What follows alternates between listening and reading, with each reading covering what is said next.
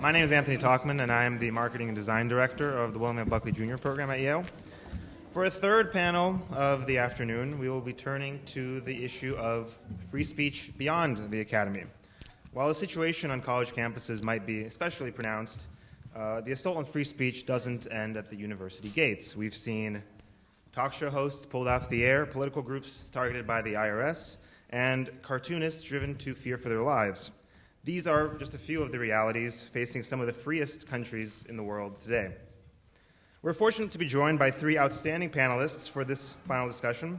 Moderating the panel is Mr. Roger Kimball, editor and publisher of The New Criterion. Mr. Kimball is also an art critic for the National Review and is a frequent contributor to numerous publications, including the Wall Street Journal, the Times Literary Supplement, the New York Times Book Review, the Sunday Telegraph, the American Spectator, and the Weekly Standard. He lectures widely and has appeared on national radio and television programs as well as the BBC. Mr. Kimball's latest book is called The Fortunes of Permanence, Culture and Anarchy in an Age of Amnesia. Some of his other works include Lives of the Mind, The Use and Abuse of Intelligence from Hegel to Wodehouse, The Long March, How the Cultural Revolution of the 1960s Changed America, and Tenured Radicals, How Politics Has Corrupted Our Higher Education. Mr. Kimball currently serves on the board of the Manhattan Institute for Policy Research and as chairman of the Buckley Program's Board of Directors. Without further ado, I will turn it over to him. Thank you.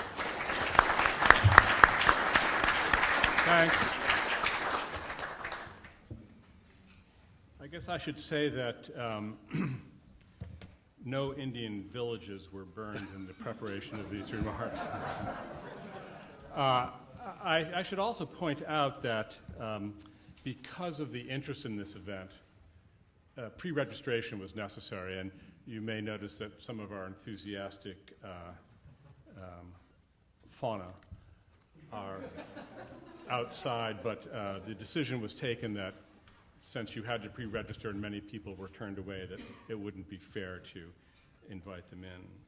Now, in the interest of time and out of respect for William of Ockham's admonition that entia non multiplicanda sunt, I'm going to dispense with the customary ritual of repeating what your programs already say about the distinguished participants on this distinguished panel at this distinguished event. All of you, I've been assured, can read. That's another reason we didn't want to invite them in. So I will leave that courteous preliminary to your own recognizance, pausing only to point out that Harry Stein, author of a short shelf of books including How I Accidentally Joined the Vast Right-Wing Conspiracy and Found Inner Peace, is not James Taranto. Some of the advanced publicity announced James Taranto, but he was unaccountably delayed elsewhere, and Harry bravely stepped into the breach, so thank you, Harry.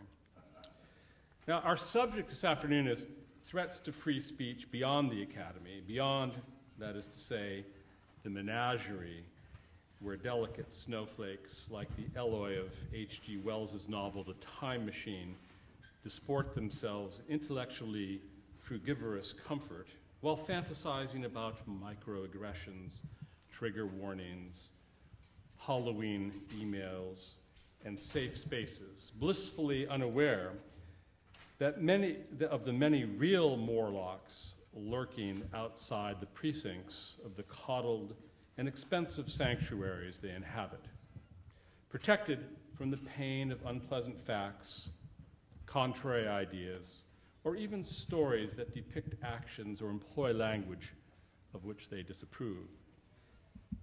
So let me just say, by way of introduction, that the subject of this conference, and especially of this particular panel, may seem odd. For are we not convening this colloquy in America in the 21st century? Have we not already waged and definitively won the battle over free speech? Isn't talk about threats of free speech in modern Western democracies an anachronism, an antique item from the fusty cabinet of disused historical curiosities? John Milton published Areopagitica, his manifesto on behalf of free speech, in 1644.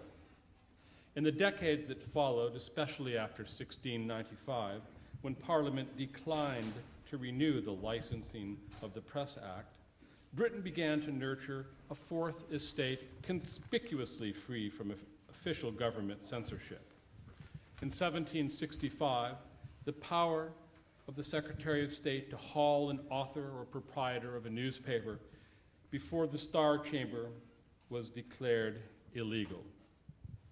Since that time, until recently anyway, the British press has been gloriously and sometimes rambunctiously free, delighting in scandal, airing the dirty laundry of ministers and other worthies with cheery abandon, checked chiefly by Britain's strict libel laws.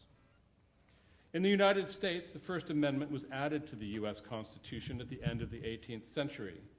And then there have been all those later battles, even over James Joyce's Ulysses, for example, as well as over other less edifying publications that extended the domain of permissible speech. Not only could you criticize your senator or your president with impunity, you could also print and circulate material that, a few scant decades ago, would have earned you the avid attention of such entities as the New York Society for the Suppression of Vice. How quaint that the name of that organization sounds to our 21st century ears, as the couple of titters remind us. How much more enlightened and sophisticated we are than our prim and circumspect forebears. We scoff at societies for the prevention of vice. As a society, we're beyond all of that. Or are we? It is an interesting question, I believe, whether, when it comes to the Larry Flints and the cosmopolitan magazines of the world, we are freer or merely coarser. I suspect that what Rochelle Gerstein called the repeal of reticence has been a dubious blessing at best.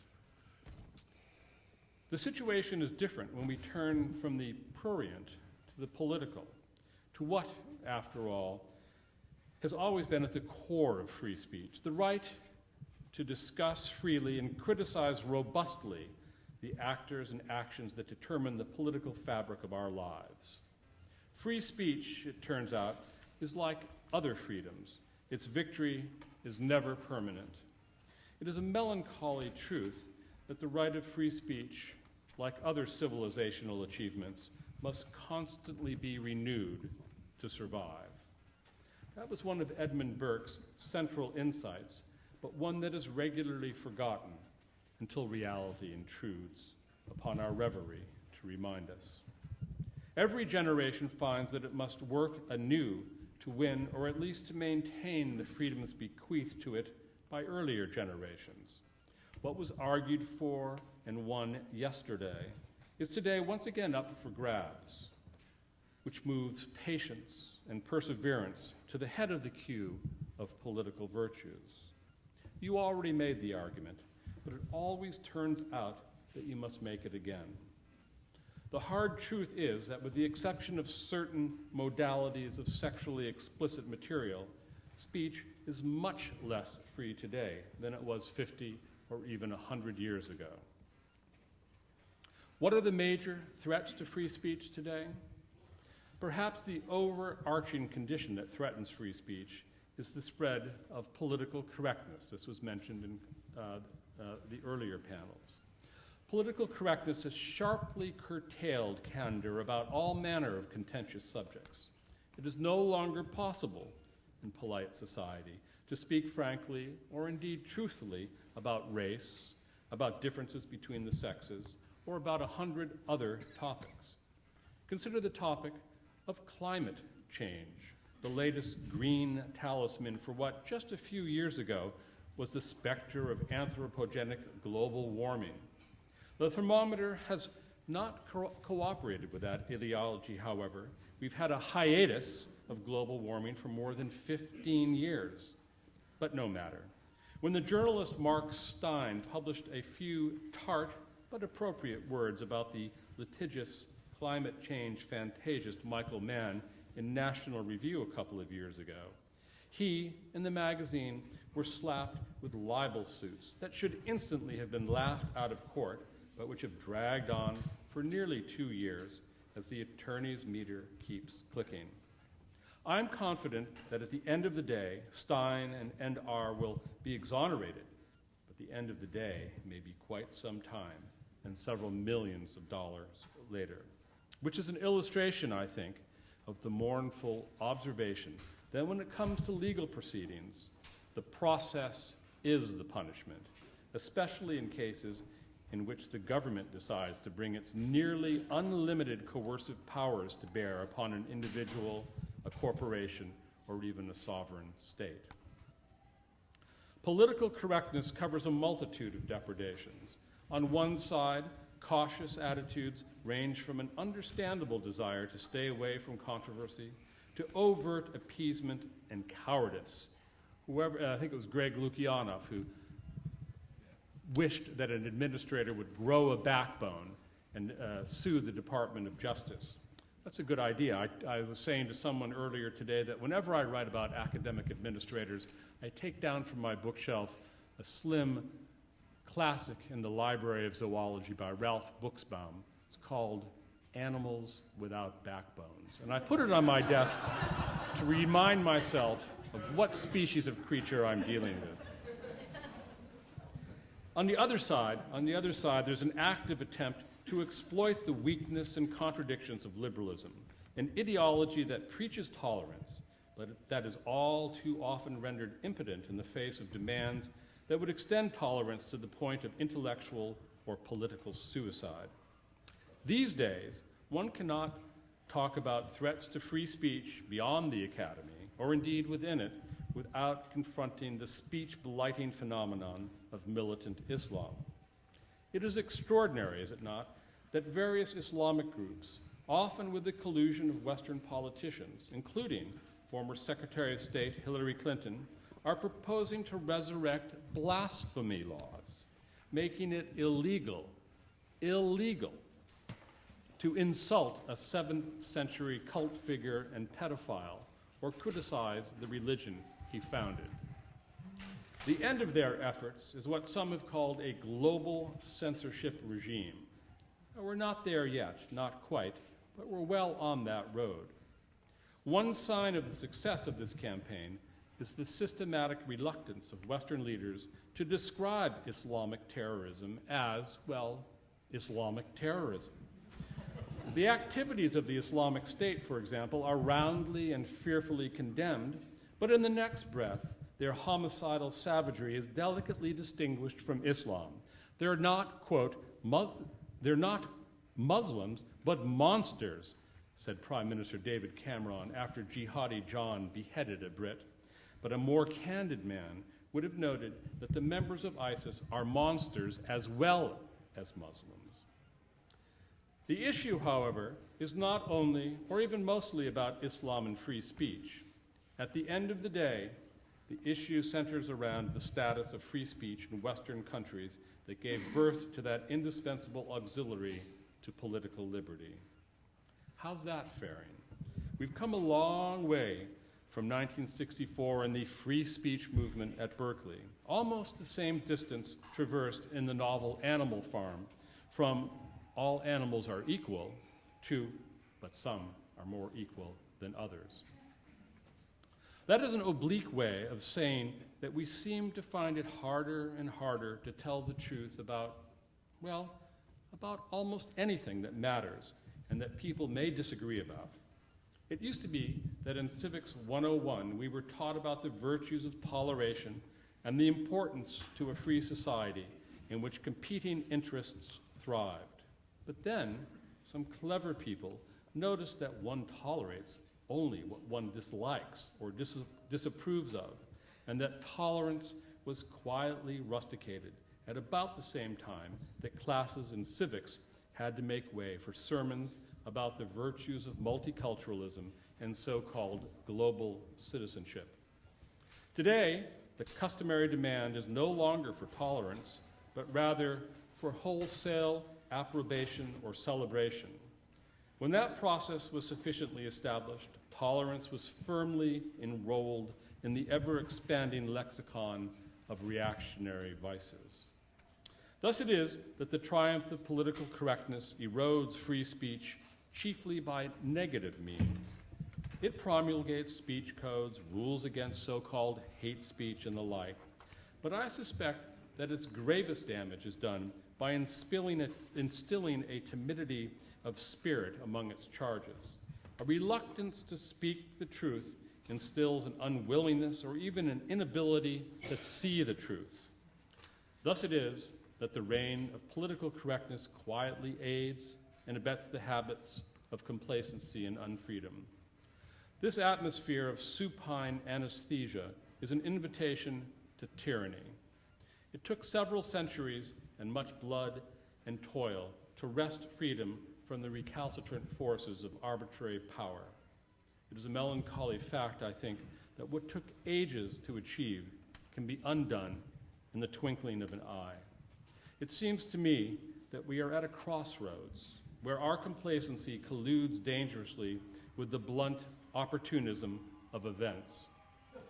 Courage, Aristotle once observed, is the most important virtue because without that, you can't practice the others.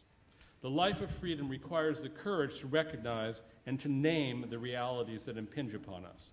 Day is night, peace is war, love is hate. Out of such linguistic capitulations, as Orwell showed in 1984, totalitarian tyranny is born. We've all read the book, but have we learned the lesson? Professor Bradley Smith, Harry Stein, and Kevin Williamson are here to tell us. Thank you.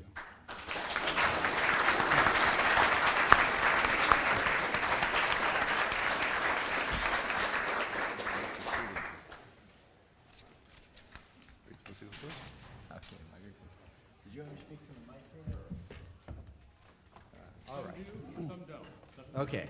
It's my choice. Well, I guess now I've made my choice under coercive means. Well, thank you very much, Mr. Kimball, for that introduction and framing the issue. Thank you all for being here. It's been a long day for me through a number of canceled flights and so on, and it was therefore a pleasure to find when I arrived there was a large group of students out front eager to see me and to let me know that they were big supporters of free speech. I'm going to talk about an element that is a bit different than anything that Mr. Kimball directly raised in his introductory comments, mainly because it's what I know about. So I like to talk about what I know about, especially when I'm before an audience of informed people who would easily expose me when I try to talk about other things. And that is political speech in its most hardcore form. That is speech about political campaigns and elections. And it's a pleasure for me to see down in front here Mr. Buckley, Judge Buckley, to emphasize the importance here. On the Supreme Court, about 6 years ago, not quite 6 years ago, there was an oral argument, and Malcolm Stewart, a very experienced litigator, stood before the court for representing the Solicitor General's Office of the United States, and he was talking about why it was that it would be illegal under the Federal Election Campaign Act, as amended by the Bipartisan Campaign Reform Act of 2003, to hear or for a particular group to air, to show a movie that they had made, a documentary movie about a candidate for president named Hillary Clinton. They had aired this movie in 2000, or made this movie in 2008. Like most Americans, they were quite certain that Hillary Clinton would be the Democratic nominee that year, and they had made this documentary movie about her.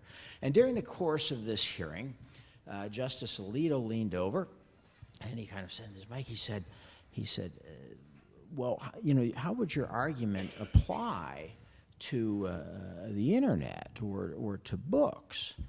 And Malcolm Stewart, I think, knew that he was in trouble at that moment, and he kind of hemmed and hawed for a bit, and he went back and forth, and Alito kept pressing him on this.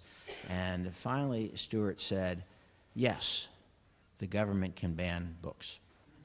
And there was this kind of brief pause in the room, and then the bench sort of exploded to life, right? And by the time poor Malcolm Stewart was able to sit down, he had told Justice Robert that if Justice Roberts, Chief Justice, that if a 500-page book contained even one line of express advocacy in favor of a candidate's election, it could be banned by the government. That he had told Justice Kennedy that the government could ban books over Kindle. It could limit the distribution of books over Kindle because it used satellite technology. He told Justice Souter that the government could prohibit a union from publishing a pamphlet, something like, why Americans should vote for Barack Obama or whatever it was. And he sat down.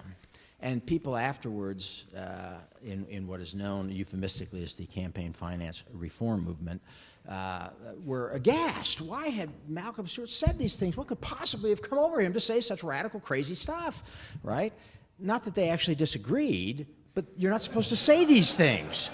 And the problem here, and this is for any young students in the room who are thinking about going to law school at some point, I could be corrected here if I'm wrong on this, but the reason Malcolm Stewart had said these things was because that was his client's position. And you can't really be up in front of the Supreme Court having litigated this through, the district court and everything, and just kind of say, well, when you put it that way, my client's position sounds really stupid. We concede. I mean, maybe you can't say that. Maybe he should have, but he didn't. The case, of course, is Citizens United versus Federal Election Commission. And what is remarkable in Citizens United is that in the press over the last 6 years, the court majority has been portrayed as radical. The majority is said, they're crazy on the majority. Where are they getting this stuff from? They're out of control. And again, the word often used is radical. I used to get calls from reporters. They'd always call me up, and before the argument, they'd say, is it going to be 5-4? Is Justice Kennedy the swing vote? And I'd always say first, no, Kennedy's not the swing vote. He's been on the court for 20 years. He's sided against the government in every single campaign finance case. He's not going to change now, right? So somebody else might be the swing vote. But I said, I don't think it's going to be 5-4. It's going to be 9-0 or maybe 8-1. Stevens might go against it. But it'll be, there'll be a bunch of opinions. Some of the opinions will be very narrow. The liberals on the court will say, well, this really fits into the press exemption, although it doesn't, but they'll rewrite the statute to do that. Or, they'll come up with some narrow grounds for holding that this group, Citizens United, can show a documentary movie about a major political candidate during a presidential year, right? I was obviously wrong. I mean, they did not concur in the judgment, right? They dissented. And they said flat out, I mean, they didn't quote this, but there's a flat out implication of the ruling is that the government can ban a political movie, political documentary, albeit a poorly made one and boring, but they can ban a documentary movie about a major political candidate during an election year. And this, I suggest to you, is the real radicalism that we see, and Mr. Kimball referenced, that is becoming more widespread in the United States.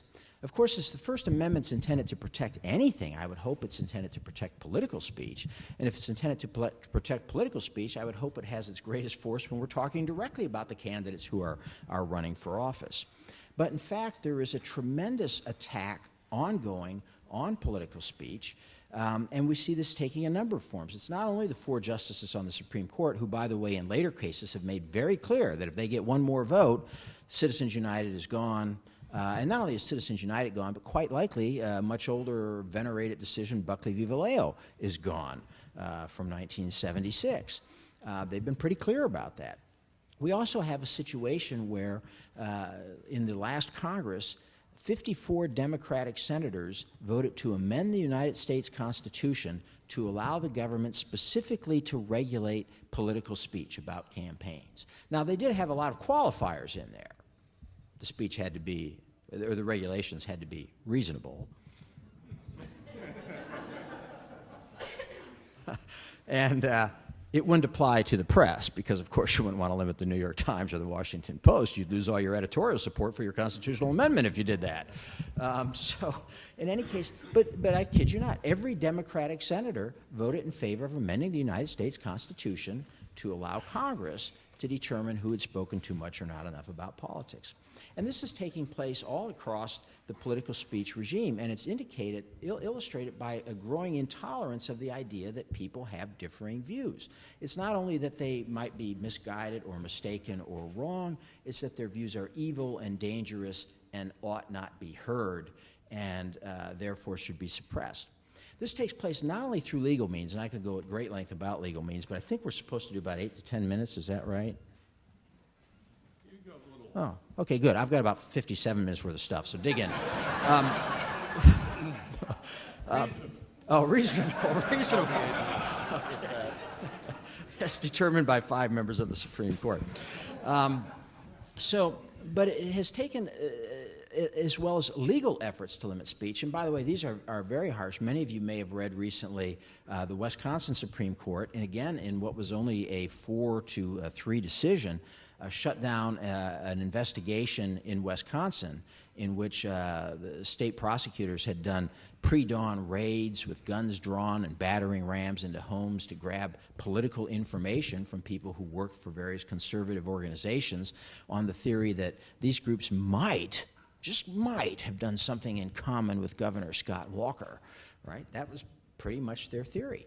And what's been interesting to me is that in academic circles, there's been a great deal of consternation, not about the investigation or the tactics used, but rather about the fact that the Wisconsin Supreme Court would shut it down.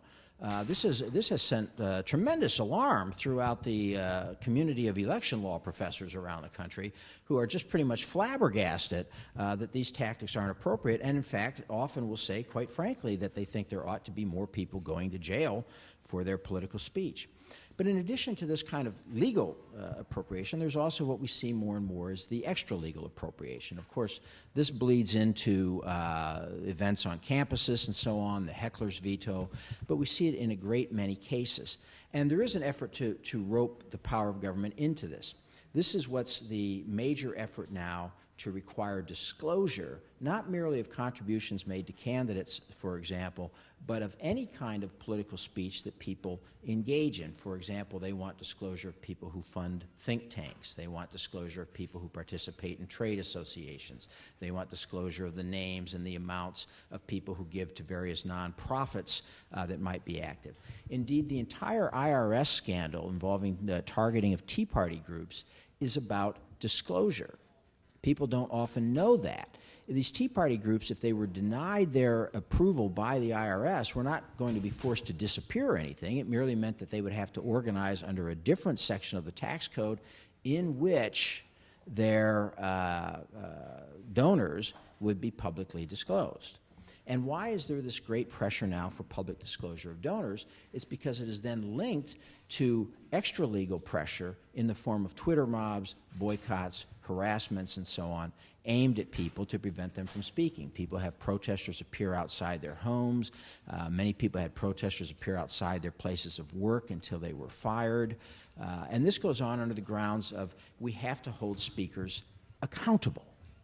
Right? Well, it's okay that you want to say these things. You have a right to free speech, but we're going to hold you accountable for that.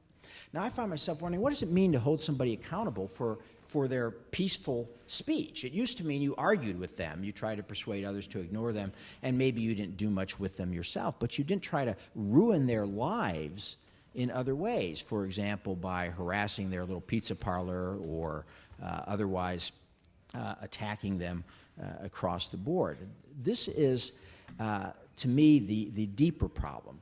And the campaign finance laws that we deal with are only a manifestation of this problem.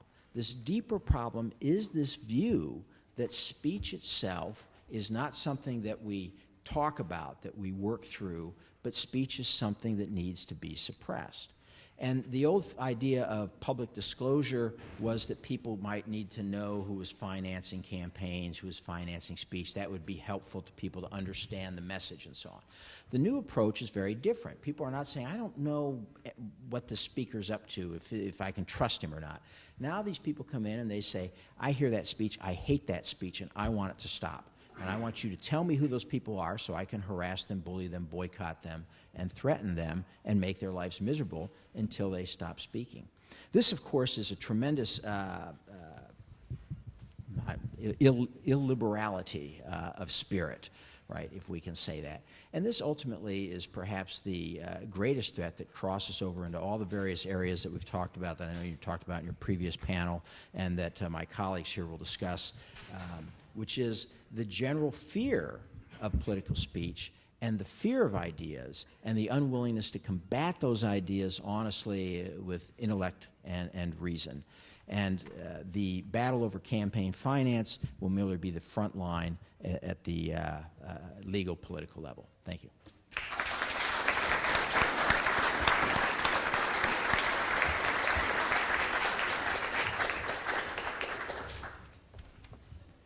It's a pleasure to be here. I actually kind of enjoyed the demonstration out there. You know, if one hasn't Elizabeth been, Warren family reunion. if one hasn't been on college campuses a lot, it's all theoretical. It's a pleasure to see it live and in color. Or is that inappropriate? Also. Now, I am what is generally known with misplaced pride as a red diaper baby. That is, my parents were communists, very active communists, as a matter of fact. And what's important to know is that the phenomenon that we're experiencing now at the hands of the left is not new. The left never had any regard for free speech. They never had the power they have now, but the old left was as repressive in terms of its thinking about others who disagreed as anyone we see today, with absolutely no tolerance for ideas that did not accord with their own. Now, my parents were actually very pleasant people, very funny people. My father was a comedy writer, as a matter of fact. But the term of choice in our home and in our circle for anyone who disagreed about anything political was fascist. People were fascist, liberals in particular were fascists. Liberals were, in fact, particularly scorned because they had to be defeated. Everyone knew about conservatives, reactionaries, as they were also known. But liberals were actually more dangerous and more threatening. And historically, they had to be crushed first. What's interesting to note is my parents ended up mainstream Democrats. As a matter of fact, my father, who, as I say, was a lovely man in most respects, died 5 years ago. And shortly before he died, he was traveling with my stepmother to Connecticut and began feeling ill. And my stepmother called in advance to arrange for possible CPR. And she found there were medical personnel waiting when they arrived. And the lead guy said to my father, "How do you feel?" He said, "I don't feel so good." He said, "What hurts you?" He said, "It hurts me that George Bush is president."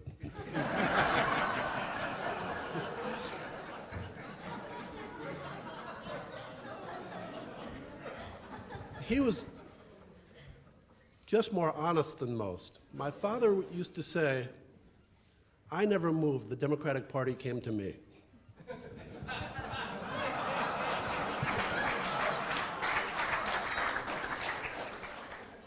Now, when I went to college, I went to Pomona College starting in 1966. At the time, it was a rather conservative little place.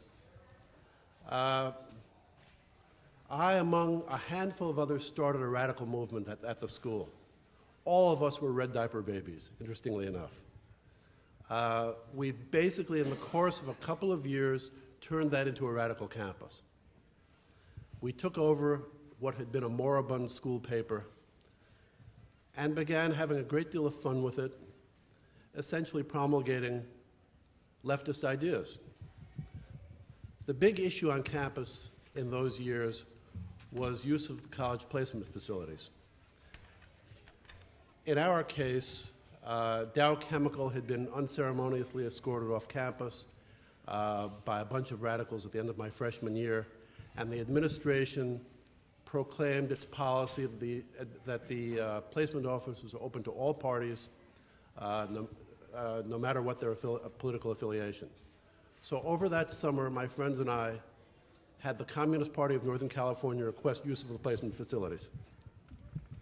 We got the letter at our little newspaper the same day the administration did, requesting the use of the placement facilities. And we posted it on the front page of our paper. Communists to recruit here, Pomona to be first country college and nation to invite communists to use placement facilities. Sent it out to every prominent alumnus we could find.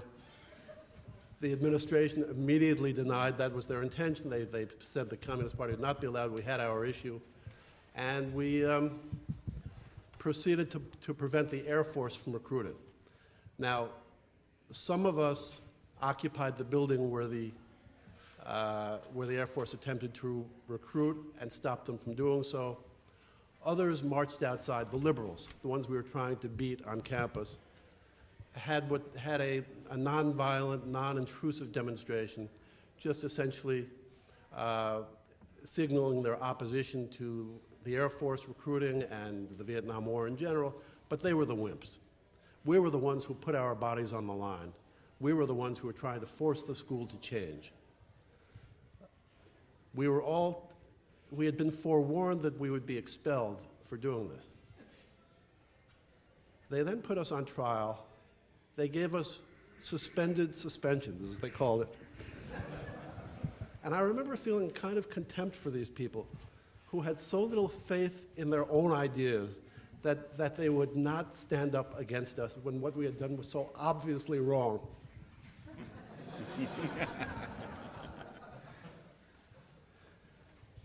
The point I want to make is that these people, my radical friends,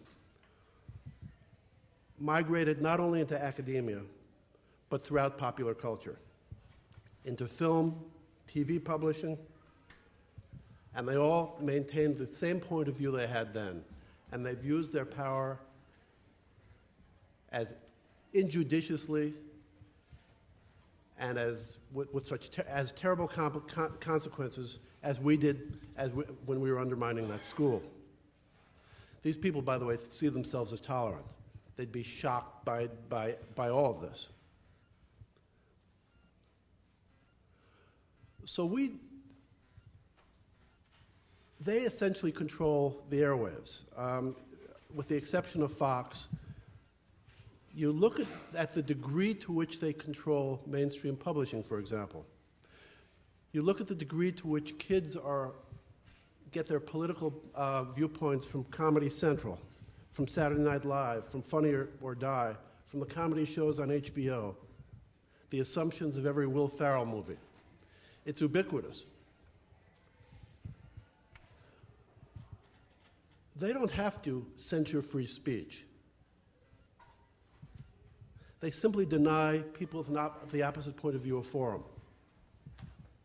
The great success of the contemporary left is that they've created a consensus in the culture that they are the good guys, that their ideas are right, that those of us on the other side are, as we're fond of saying, evil by definition,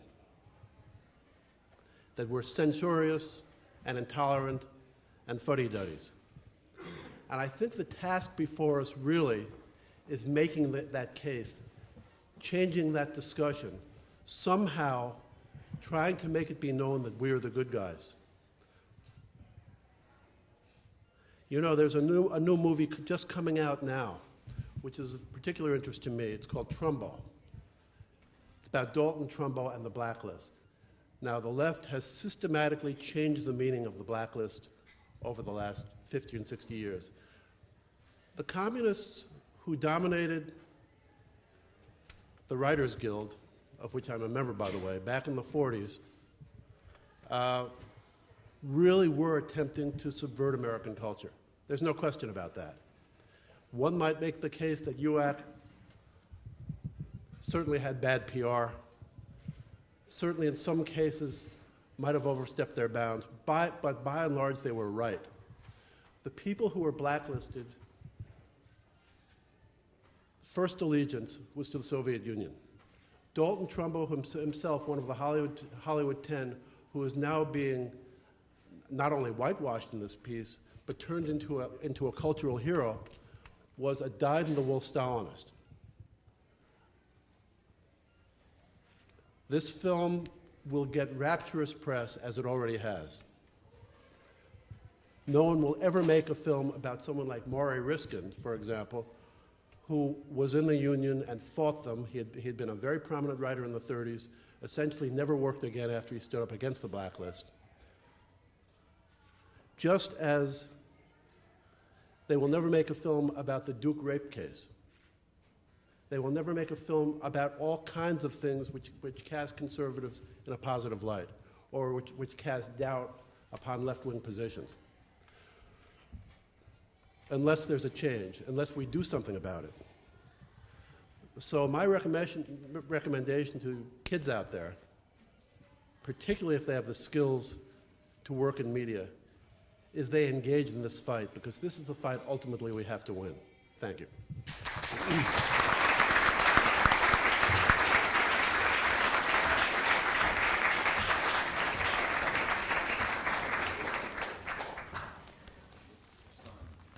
I guess I'll use the podium too. I hate to be a nonconformist.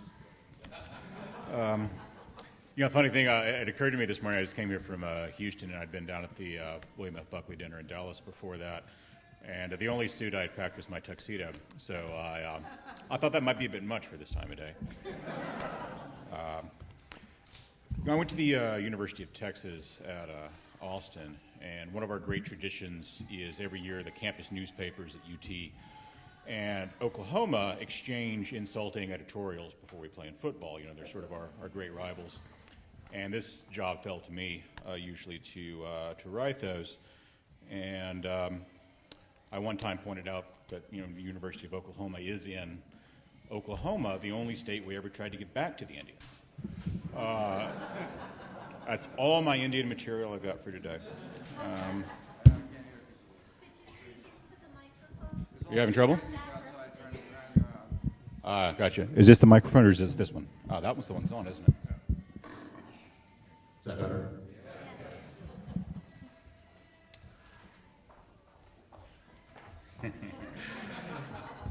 Well, speaking of the University of Texas, it's always a little weird for me to be at Yale. This is sort of Yale's kind of a road not taken for me. In 1991, I was a high school senior in Lubbock, Texas, trying to decide whether to go to Yale or to go to UT. And Yale at the time cost $25,000 a year, which probably sounds like a bargain now, but at that point was actually more than my family's annual income. So it was it's a tough call. And so I did what any normal 18-year-old would do. I wrote a letter to William F. Buckley. And because I figured I would need a job. And so I was, offering him my services. And, because I'd been the editor of the Lubbock High School newspaper. I mean, I knew what I was doing, right? And I got back a very nice note from Bill, not currently in need of your services, Mr. Williamson, but keep us in mind for future things. So I ended up at UT, of course, and which maybe wasn't a terrible decision. Turns out Bill's father, I guess, had been the editor of the UT yearbook once upon a time. Small world, which I didn't know until some years later. But I tell that story only to establish my prole credentials as I make a case for a little more elitism in the free speech argument. We're always kind of solving the wrong problems. We tend to solve problems that have already been solved in other ways. And in terms of being able to communicate ideas, information, political criticism, that sort of thing, the free speech battle is won. You can publish anything you want. You've got social media, you've got YouTube, you've got the internet, you've got all sorts of things.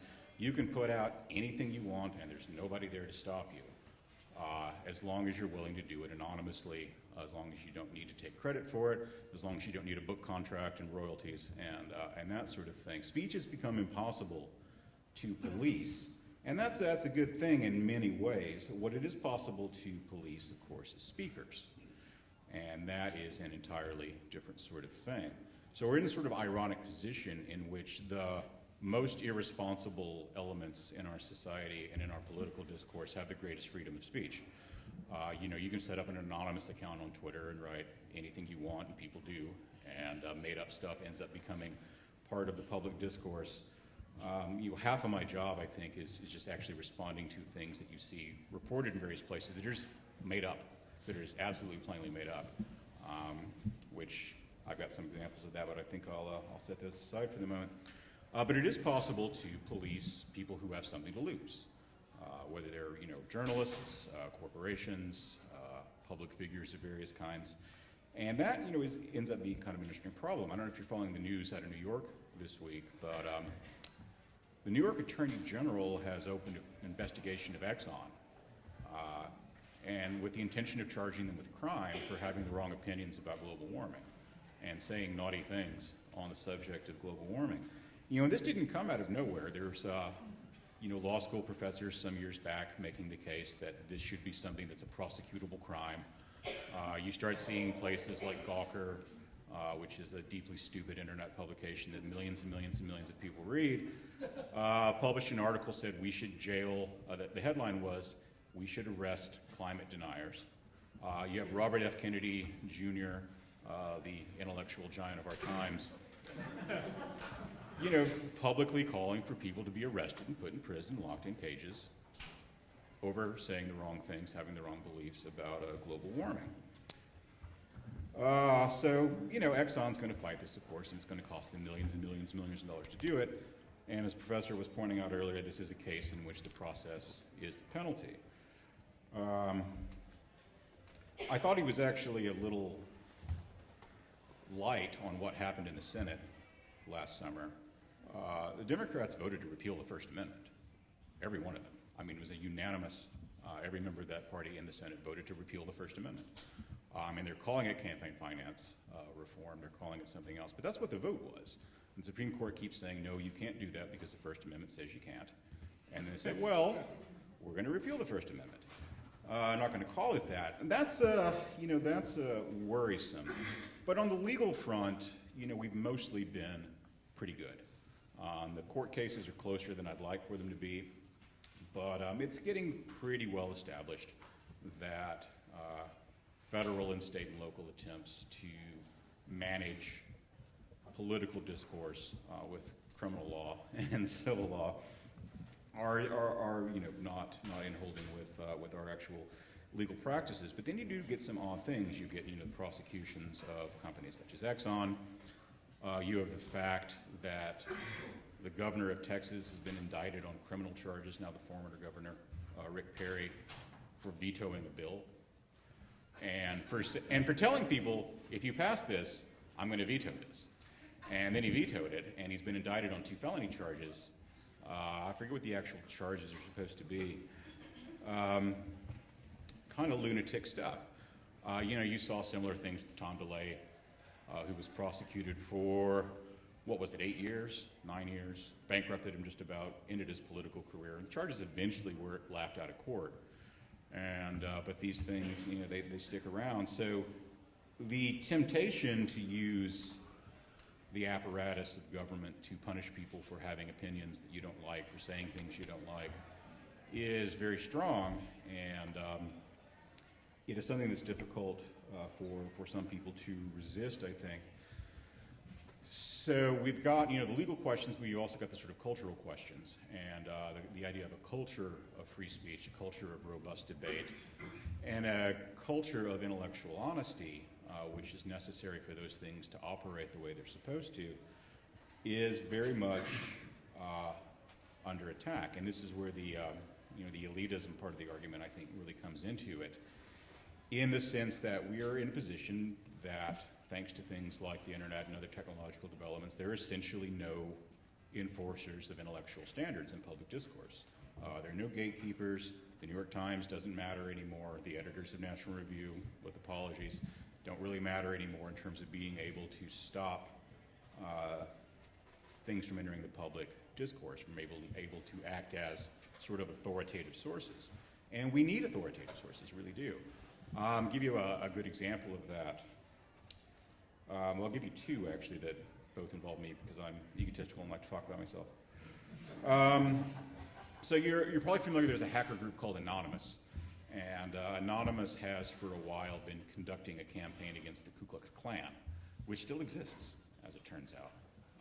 It's got like 4 members, and I mean, because, that Democratic Senator Byrd died, so it was 5.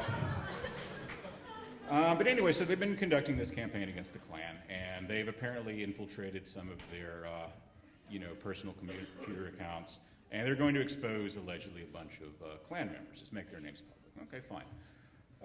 But a couple of days ago, as this was supposed to happen, a Twitter account calling itself anonymous something or other put out an early list, which was totally made up. I was on the list as a secret Klan member. Even better, Jonah Goldberg was. And so I am now running the Klan's Catholic outreach operation. Jonah is running the Klan's Jewish outreach operation. And that's all going to be really very interesting how that turns out. I'm shocked Ben Carson wasn't on the list. But he would have stabbed him, so it would have been all right. Okay, so this is something that someone apparently originally put together, calling it parody. Of course, it gets circulated after that. And I guarantee you for the next 10 years, I will be hearing from people who say things like, weren't you exposed as a member of the Klan a few years ago? Because it gets separated from its original source. The original source has already disappeared from Twitter. That account is gone. But the document will be there forever. There's a number of things I've seen on the internet that are quotes that are attributed to me that are just made up. Fake tweets that people make up in Photoshop, things like that. One of my favorites, and I mention this just because it became relevant a few months ago, is that I'm generally opposed to capital punishment, but I've often argued that if we're going to have capital punishment, then we should use hangings or firing squads.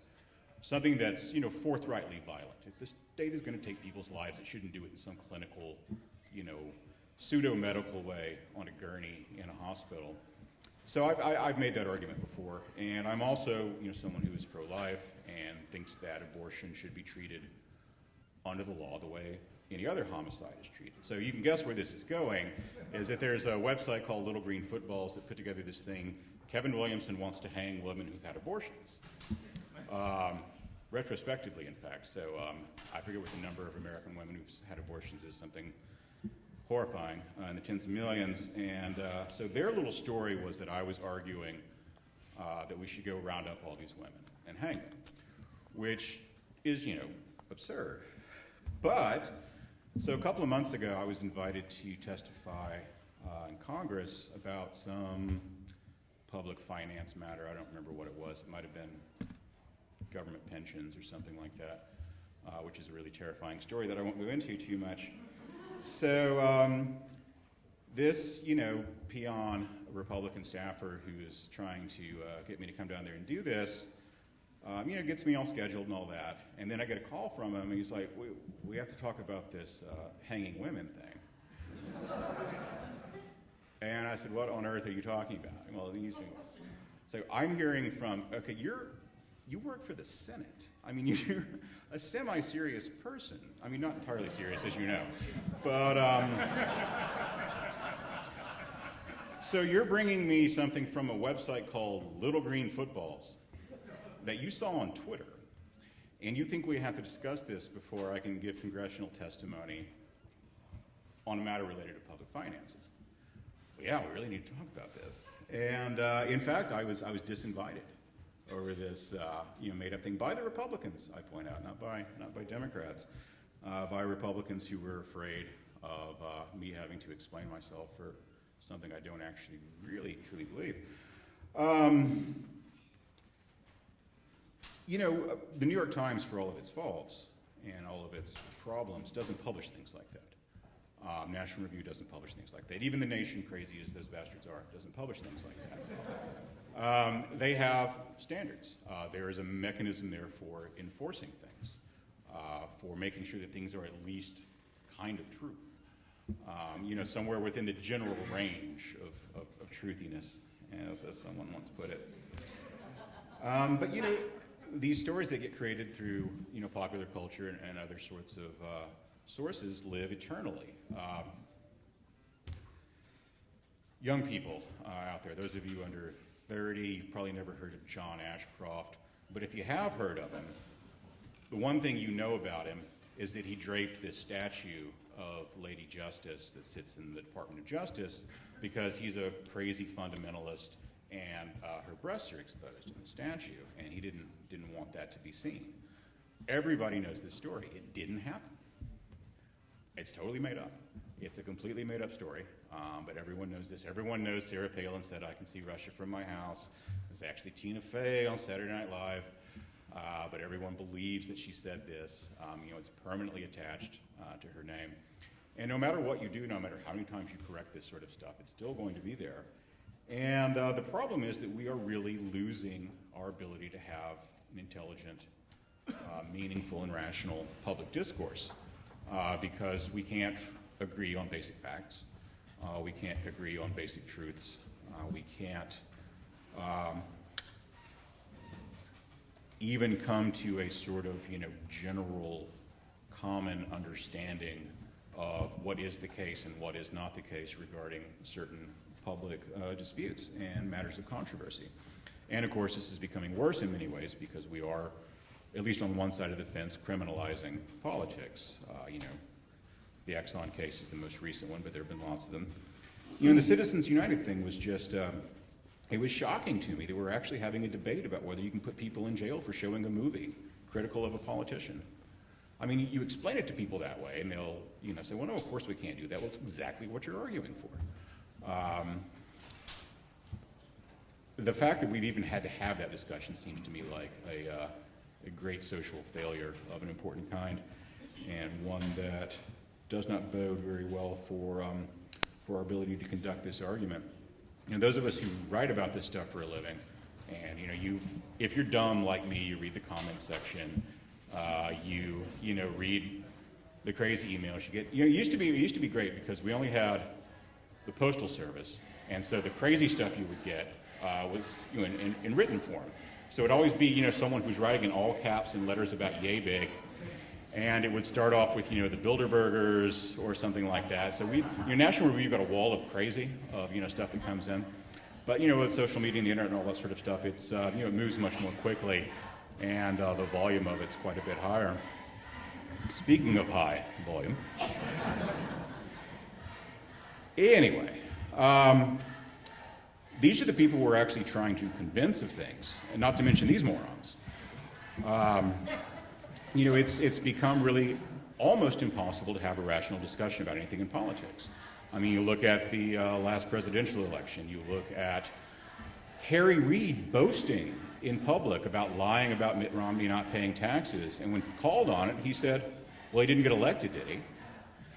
Now, in any sensible world, he'd been run out of town on a rail, possibly literally tarred and feathered over something like that. I'm kind of a fan of tarring and feathering. I think it's kind of great. Although I will close on this thought that in some ways we're fortunate in the controversies that we do have. Unlike these folks out here upset about the Indian village, I actually have spent some time in villages in India where I used to live. And I worked for a newspaper there, and I was writing a headline one day about some terrorists who had blown up a train. And my editor comes over and he says, we can't call them terrorists. And I said, why can't we call them terrorists? He said, because they don't like being called terrorists. And I said, well, okay. So when did we start taking that into account? And he says, well, no, if we call them terrorists in a headline, they'll kill one of our drivers. That's what they do. They would, the word terrorist they objected to. They could take all sorts of words, but not terrorist. And if we used the word terrorist to describe them, they would murder one of our employees. And so we would call them, any other thing we could except for that. And I said, but that's, terrorism, and it's working. And he said, well, yeah, it is, but do you want to drive the truck? And I said, no, you guys drive on the wrong side. Do it. But so I've been sued maliciously for alleged libel. Never went to court, but it still cost thousands and thousands of dollars. You get protests, you get angry letters, you get people making things up about you, but we're not actually at the point of killing each other yet. So that is an upside, I think. And you laugh, but it's one that we shouldn't take for granted, because that simply isn't the case in most of the world. We are a relatively peaceful and prosperous and happy and civilized place. And we've got some work to do on that front, but we shouldn't, I think, give in to despair. Thank you.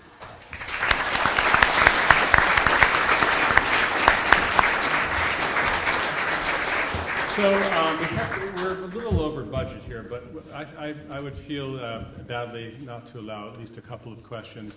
I also want to say that when we leave, everyone should go through this door. No, I mean, is this door here? No, really, that is actually the case. No one should go out that way. Everyone has to go out this way. So, are there any questions?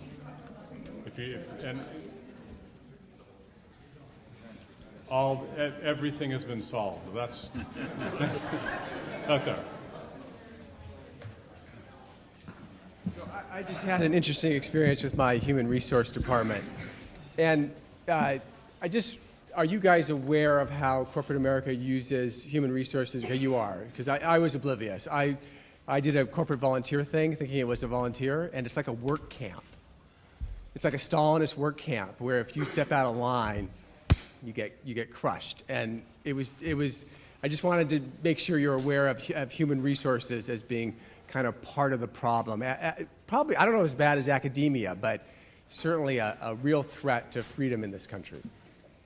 You know, there's the old joke that people who can't do teach, and people who can't teach journalism. And human resources departments are full of people who are too dumb for law school and too lazy to sell real estate. You know, they really are just the worst places in any corporation. I used to work for the Journal Register Company, which it's now no longer, a big publicly traded corporation.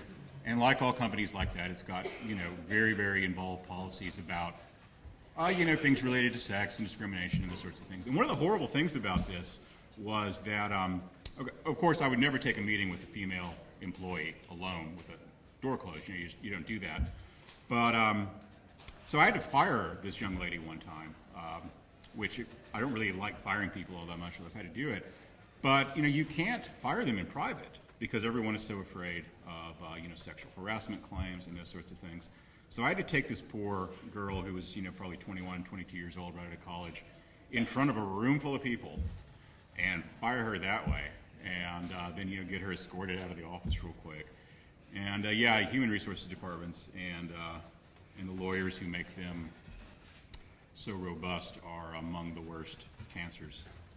Yeah, back in the 90s, I actually bought a Chrysler because rather than have take your daughters to work day, they had take your children to work day, which no other company seemed to have. It was an awful car, but I was trying to support the company because the policies seemed to be a little less rigid and punishing than most companies. And of course, it's gotten a lot worse since then.